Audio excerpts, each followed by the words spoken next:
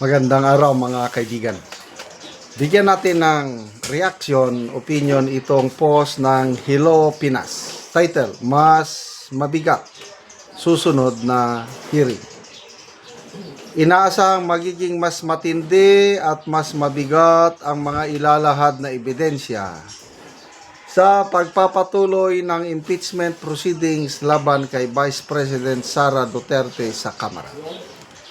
Ayon kay House Committee on Public Accounts Chair and Bicol Saro Party List Representative Terry Ridon, hindi na lamang mga testigo ang aabangan sa susunod na pagdinig, kundi mismong mga dokumento na umano'y maglalantad ng mahahalagang detalye.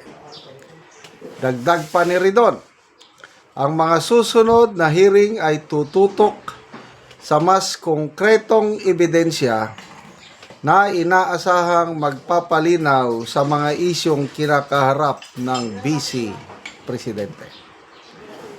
Kabilang sa mga inimbitahan ng House Committee on Justice,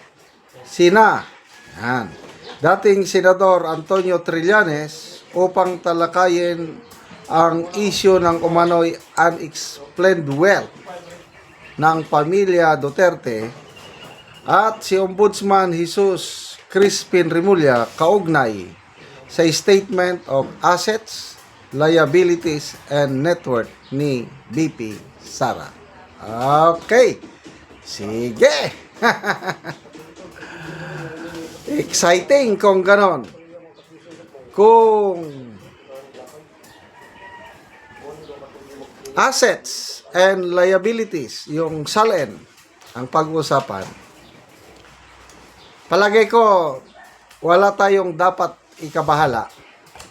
Dahil, it's a public document. At anytime, makukuha mo sa ombudsman. At ako, may tiwala ko kay BP Sara na wala siyang itinatago. Kasi nung lumutang yung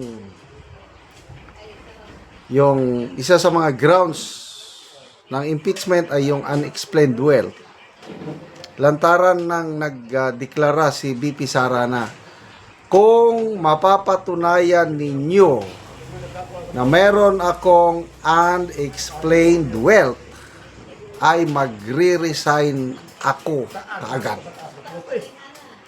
Very clear. Sa isang pronouncement, I think 2 or 3 weeks ago, nabanggit niya yan. Patunayan ninyo at magre-resign ako, sabi niya. Kaya, Ombudsman, no problem. Dadalhin niya ang SALN. Plus. 2005 to 2025 ata yung ipapakitang SALN. Makikita doon ang paglubo ng network, pamilya ni BP Sara. Dati 18 million, after 16 or 17 years naging 88 million. So, with that alone, theory lang ni Ridon, unexplained wealth niya. Silang mag-asawa, nagtratrabaho, parang 4 million per year lang. Kayang-kaya. Kasi, naranasan ko rin lalo na ngayon, itong vlogging journey. Pag masipag ka lang sa pag-vlogging, malaki ang views. Maliit yan.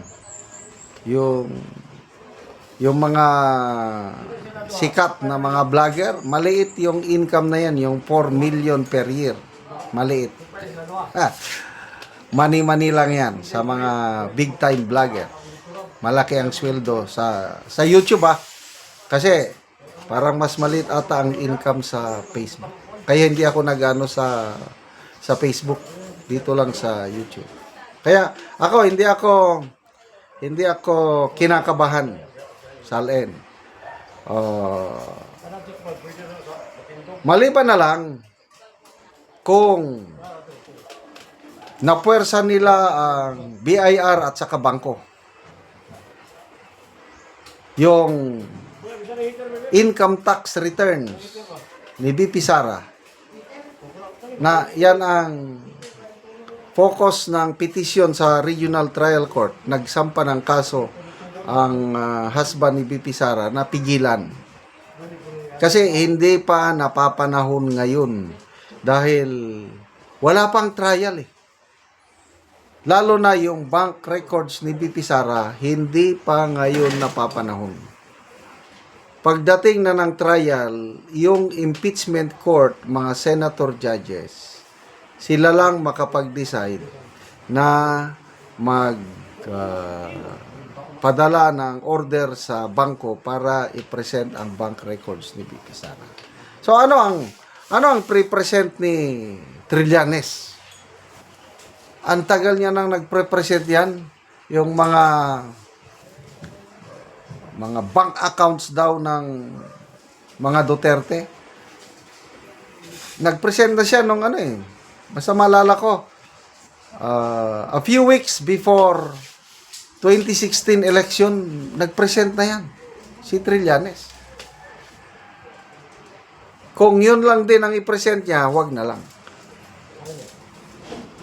Sinupalpal nga siya ng taga Anti-Money Laundering Council. Isang official ng AMLC, hindi galing sa amin yan. We did not furnish him data about those things. Kaya, sige, good luck, Congressman Ridon. Sana hindi matulad kay Madriaga ang inyong sunod na star witness, katulad ni Trillanes. Ombudsman, okay lang yan dahil we'll just present the SALN. Ako, nakasubok din ako dyan, nag-ano ng SALN. Ilagay mo lang kung ano yung kinita mo sa isang taon. Walang problema. Salamat mga kaibigan sa inyong pagsubaybay sa channel na ito. Nakakatulong kayo ng malaki sa tribong Talandig ng Bukidnon dahil ang sweldo natin sa channel na ito is pantulong po sa tribo. Namimigay tayo ng libreng yero at pako para makapagpatayo sila ng mas maayos na tirahan. Panoorin nyo ang video na ito. Una ni si nanay ang natagaan og yero nga 68 na ang edad. Una ni ang balay ni nanay nga pagatupan.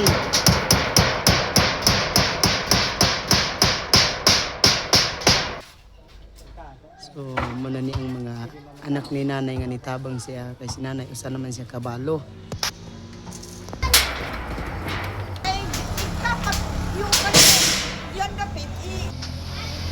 O karon naman na gid ang pag-atok sa balay ni nanay. So maayo na gid nga tan-awon, nakuha na gid tong mga yero nga mga buslot na mao na ni si nanay ang gitabangan. So nanay, nakaatop na gid ka. Ay, salamat sa kawa nag-ulan. Makatuyo na ko gid. Di na ka makagkungkong. Oo. Kaya na wala nang ulan kina. Ato pa naman yun. Salamat sa kawa. So gitabangan ka nanay sa imong anak ug masamong nanay. Oh, Kay balo naman ka. Oo. Pila na nanay ka tuig sa imong pagkabalo? Magduha karong March 25. March 25, magduha na ka tuig. Oo. So ang imong panginabuhian nanay, so unsa man asa ka magkuha?